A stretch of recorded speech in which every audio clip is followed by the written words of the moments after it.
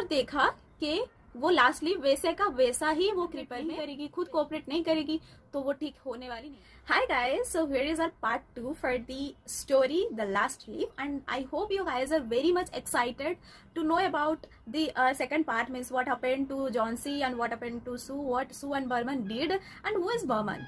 ठीक है, तो ये सब इस पार्ट में मिल जाएगा और ये probably the last part is, so your wait is over now. So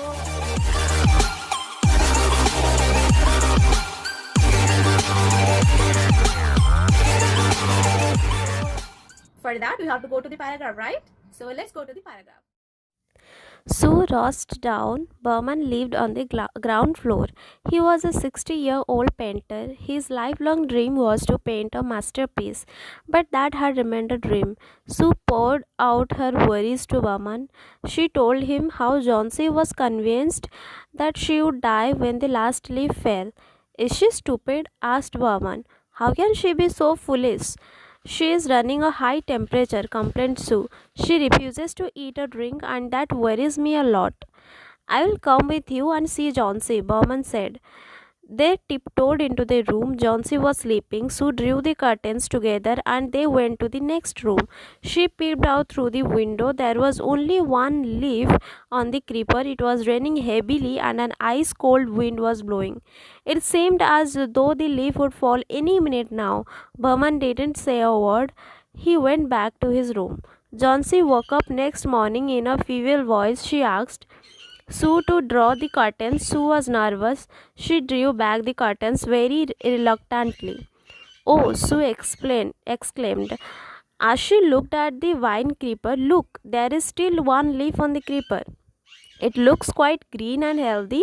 In spite of the storm and the fire's winds, it didn't fall." "I heard the wind last night," said Johnsy. "I thought it would have fallen. It will surely fall today.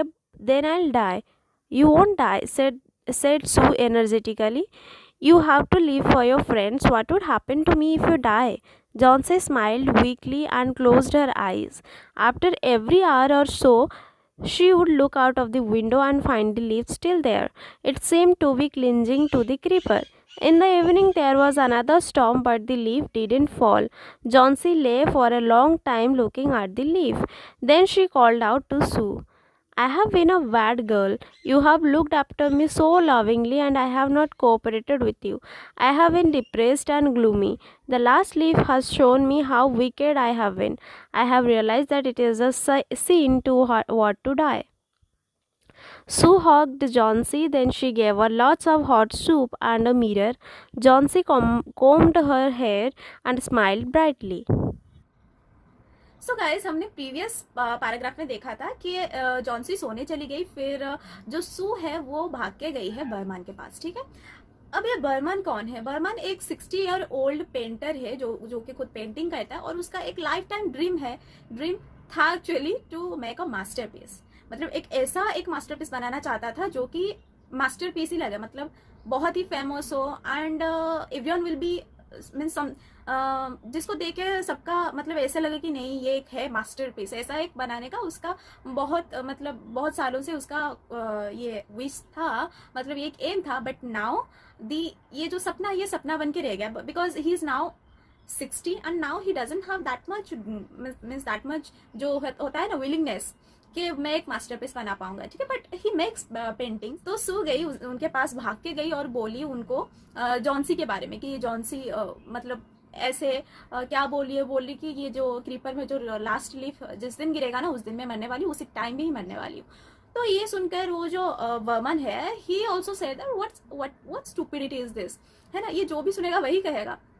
तो वर्मन ये क्या बोल रही वो, तो दोनों ऐसे बातचीत करने लगे। फिर सू बोली कि ऐसे ऐसे बोली और कुछ मेन वरीज, कुछ खा पी नहीं रही जो कि मुझे बहुत ही टेंशन दे रहा, और डॉक्टर ने भी बोला है अगर वो खुद कंसंट्रेट नहीं करेगी, खुद कोऑपरेट नहीं करेगी तो वो ठीक होने वाली नहीं है। तो वर्मन एंड वो कुछ डिस्कस करे और दोनों चले गए जॉन्सी को देखने, ठीक है। तो जॉन्सी के रूम में गए, देखे वो सो रही, तो उन्होंने कर्टन ड्रॉ किया, मतलब कर्टन हटा दिया, और दोनों ये जो सू है वो दिखा रही थी कि देखो ये वाला क्रीपर है, और उसमें दोनों ही देखे कि क्रीपर में बस एक ही लास्ट लीफ बचा था। The last leaf was there, okay. And जो बोलते हैं ना, मतलब प्रॉब्लम के ऊपर और एक प्रॉब्लम, ठीक है। द प्रॉब्लम वाज कि ये स्टॉमी जो होता है ना, मतलब बारिश वगैरह हो रहा था, हवाएं चल रहा था, कोल्ड हवाएं बहुत चल रहा था, बारिश हो रहा था, मतलब ये एक कंडीशन इन विच अगर एक लीफ मतलब गिरना चाहता भी नहीं हो वो गिरेगा ही गिरेगा, मतलब जितना फ्रेश लीफ हो वो गिरेगा ही गिरेगा इस सिचुएशन में, ठीक है।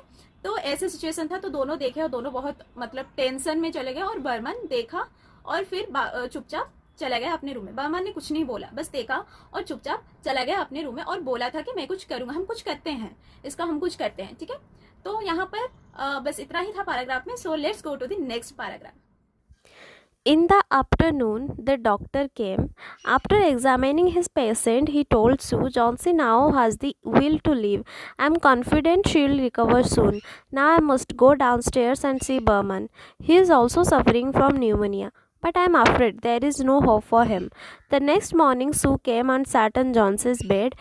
Taking Johnson's hand in hers, she said, I have something to tell you. Mr. Berman died of pneumonia this morning. He was ill for only 2 days. The first day, the janitor found him on his bed. His clothes and shoes were wet and he was shivering. He had been out in that stormy night. Then they found a ladder and a lantern still lighted lying near his bed. There were also some brushes and green and yellow paints on the floor near the ladder. Johnsy dear, said Sue, look out of the window. Look at that evil leaf. Haven't you wondered why it doesn't flutter when the wind blows? That's Berman's masterpiece. He painted it the night the last leaf fell. So this paragraph says कि अभी morning हो गया है, ठीक है, the next morning it is, and Johnsy was sleeping, Johnsy सो रही थी, फिर उठी वो, और फीमेल वॉइस में, मतलब वो होता है ना बहुत ही, अगर बहुत बुखार और या फिर तबीयत खराब हो जाता है तो वॉइस में थोड़ा वो आ जाता है, तो वैसे वॉइस में बोला कि थोड़ा कर्टन हटा दो, मुझे देखना है क्रीपर का लास्ट लीफ गिरा के नहीं। तो सू वॉज वेरी नर्वस कि अब क्या होने वाला है, कल तो इतना बारिश और इतना सारा कोल्ड विंड सब चल रहा था, लास्ट लीफ तो गिर ही गया होगा, अब तो बहुत नर्वस थी, बहुत ऐसे शिवर कर रही थी।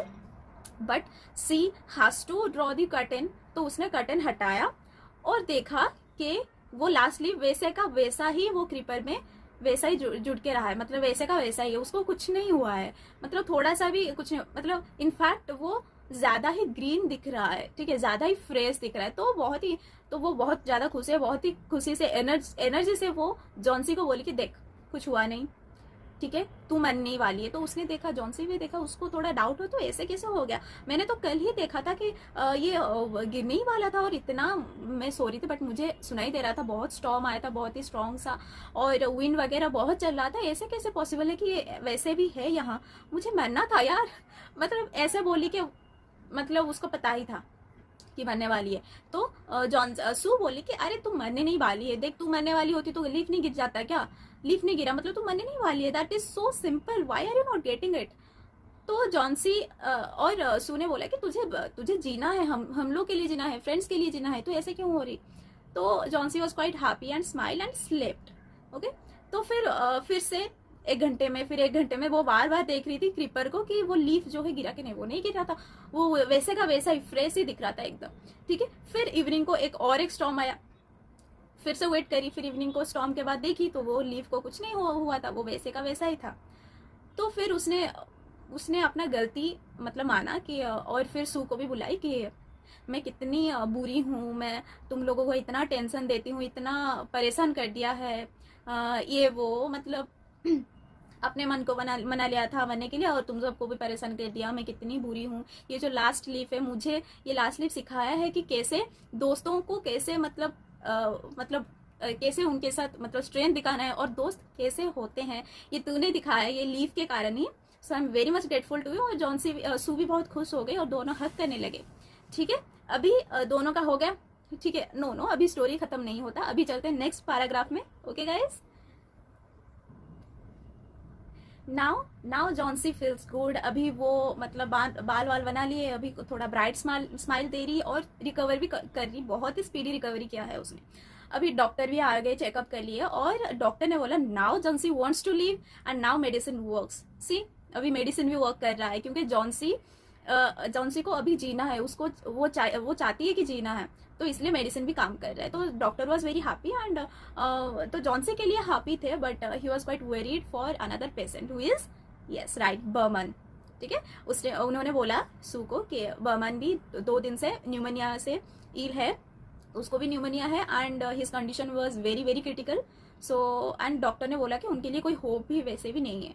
तो ऐसे कह के वो चले गए। फिर नेक्स्ट मॉर्निंग जो है, नेक्स्ट मॉर्निंग में सू गई जॉन्सी के पास, उसके पास बैठी और उसका हाथ पकड़ के बोली कि जॉन्सी, वर्मन डाइड, वर्मन अभी नहीं बचे, वो अभी हम लोगों के बीच नहीं रहे।